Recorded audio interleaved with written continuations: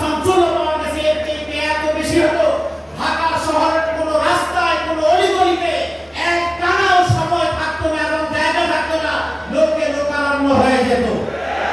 সম্মানিত উপস্থিতি, আমাকে যে এই বিষয় বলা হয়েছে রাসূলুল্লাহ সাল্লাল্লাহু আলাইহি ওয়াসাল্লামের পারিবারিক জীবন, এখানে লম্বা আলোচনার বিষয় না, শুধুমাত্র এইটুকু বলি, আমরা এই জন্য আল্লাহর কাছে শুকরিয়া জ্ঞাপন করি, দীর্ঘ 17 বছর চায়ের দোকানে 3 জন মৌলভী সাহেব মিলে যদি চা খেতে বসেছে, চা খাওয়া শেষ হওয়ার পরে যদি 5 মিনিট অতিবাহিত হয়েছে, তাহলে আমাদের কি চিন্তা করতে হয়েছে যে না জানি আমাদেরকে পিছন থেকে কেউ এসে রেস্ট করে নিয়ে যাবে। এবং কোরআনে কারীমের তেলাওয়াতের অনুষ্ঠান, এমনকি আমরা ব্যক্তিগতভাবে সিরাতের অনুষ্ঠান, এমনকি আমি আমার মসজিদে পর্যন্ত রাসূল হাদিসের যে প্রোগ্রাম সেটাও বন্ধ করে দিতে বাধ্য হয়েছি। কারণ এই রাসূল হাদিস বলেন, সিরাতুল নবী বলেন, আর টুপিওয়ালা মানুষ একসাথে বসে তথাকথিত শব্দ নাশকতার পরিকল্পনায় তাদেরকে গ্রেফতার করা হয়েছে। সেই অবস্থা থেকে আজকে আমাদেরকে এমন একটা অবস্থার উন্নতি সাধন করে এমন পরিস্থিতি করার যে সুযোগ করে দিলেন, সেই মহান রব্বুল আলামিনের দরবারে আকাশ বাতাস প্রথম বিদবরে শুকরিয়া আদায় করি আলহামদুলিল্লাহ। আলহামদুলিল্লাহ।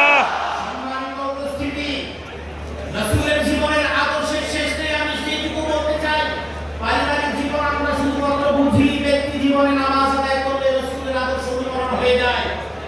এই জীবনটাকে চিন্তা করি, এই সমাজের মধ্যে নামাজীর সংখ্যা বেড়েছে, এই সমাজের মধ্যে হজ আদায়কারীর সংখ্যা বেড়েছে, এই সমাজের মধ্যে মসজিদ নির্মাণকারীর সংখ্যা বেড়েছে, মাদ্রাসা নির্মাণকারীর সংখ্যা বেড়েছে।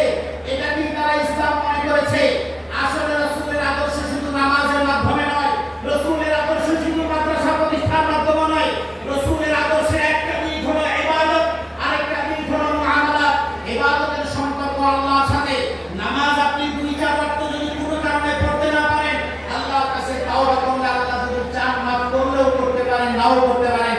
কিন্তু মুআমালাতের সাথে যেই সম্পৃক্ততা রয়েছে রাসূলের আদর্শ, সেই মুআমালাতের আদর্শের সাথে যদি আপনি কম্প্রোমাইজ করেন, আপনি যদি সামান্য কোনো রকমের ব্যত্যয় ঘটান, তাহলে ওটা আল্লাহ কখনো মাফ করবেন না। যে কারণে দেশের মানুষ ইসলাম বলতে বুঝেছে শুধুমাত্র নামাজ এবং রোজা, একামত কিন্তু ইসলাম বুঝে নাই। এদেশের মানুষ নামাজকে ইবাদত মনে করেছে, লেনদেনটাকে ইবাদত মনে করে নাই।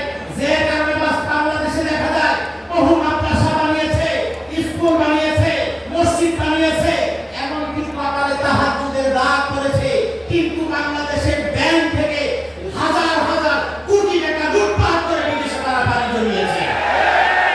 এদেশে ব্যাংকার্স অ্যাসোসিয়েশনের একজন ব্যক্তি ছিলেন, কয়েকদিন আগে গ্রেফতার হয়েছেন, সাদা দাড়িটা দেখতে মনে হয় তিনি জান্নাত থেকে অন্তর্বর্তীকালীন সময়ের সম্ভবত বাংলাদেশে এসেছেন। আমাদের এলাকা নদীতে তিনি ব্যাংকের হাজার হাজার কোটি টাকা লুটপাট করেছেন।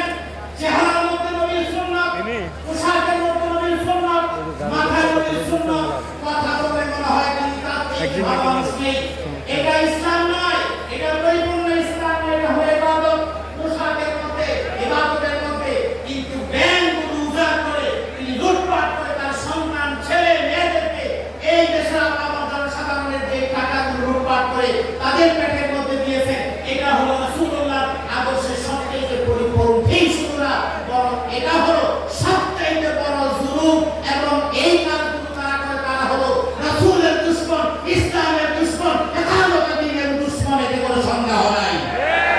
এবং এই মানুষগুলোই দাড়ি টুপিকে সামনে রেখে নিজেদেরকে ইসলামী দেখিয়ে তারাই কিন্তু একামতের দ্বীনের বিরুদ্ধের মানুষগুলোকে লাইন ধরে ধরে জেলখানার মধ্যে পুরে রাখার ষড়যন্ত্র তারা করেছে।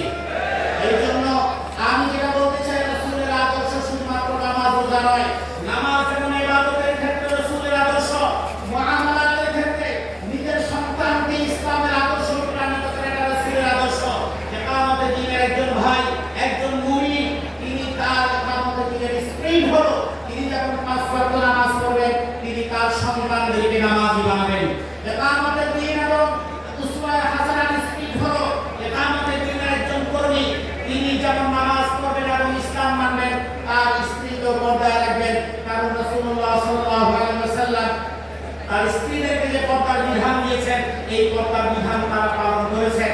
সুতরাং রাসূলের উসওয়া পারিবারিক জীবন মানে হলো আমাদের সমাজের বহু ভাইরা আছে যারা ইকামতের দিনের একনিষ্ঠ কর্মী, আর অনেকে আছি যারা পাঁচ ওয়াক্ত নামাজ আদায় করি, যারা তাহাজ্জুদ আদায় করি, কিন্তু পারিবারিক বিবাহ অনুষ্ঠানের মধ্যে গেলে দেখা যায় সেই জায়গার মধ্যে একদিনের জন্য তারা পর্দাহীনতা সেই সংস্কৃতির মধ্যে তারা পড়ে যায়। সুতরাং আপনাকে মনে রাখতে হবে যেই মা তিনি পর্দা রক্ষা করেন, রাসূলের আদর্শ অনুসরণ করে 1 ঘন্টা না 10 মিনিটের জন্য ওই পর্দা লঙ্ঘন করে মানুষের সামনে তার যাওয়া জায়েজ নেই। এটাই হলো রাসূলুল্লাহর আদর্শ। সুতরাং আজকের ইসলামী মাহফিল থেকে আমরা এটাই বলতে চাই, এই দেশে যত মানুষ আছে রাসূলের আদর্শকে ধারণ করতে হবে। রাসূলের আদর্শকে নিজের জীবনে, পরিবারে, সমাজে, রাষ্ট্রে এটাকে বাস্তবায়ন করতে হবে। আর এই বাস্তবায়নের জন্য এই দেশের সমাজের মধ্যে কওমি মাদ্রাসা, আলিয়া মাদ্রাসা, বিভিন্ন ইউনিভার্সিটি জায়গা করায় থাকে, কার মাথায় কোন ধরনের টুপি আছে, এই সমস্ত বাদ বিচার করে না। মৌলিকভাবে ইকামতের দিনের জন্য বাংলাদেশকে ইসলামী রাষ্ট্র এবং ইসলামকে প্রধান করে সামনে চলার পদক্ষেপ এবং সেটাকে প্রস্তুতি করার জন্য আমাদেরকে এগিয়ে যেতে হবে। আল্লাহ আমাদের তৌফিক দান করুন। আর সর্বশেষ একটাই কথা, আমরা দীর্ঘদিন অন্তর থেকে কোনো স্লোগান দিতে পারি না, আমরা লিল্লাহি তাকবীর জানি না, আমরা সেই তাকবীরটা দিতে যাই যে তাকবীরে আমাদের রাস্তাঘাট প্রকম্পিত হতো। নারে তাকবীর, আল্লাহ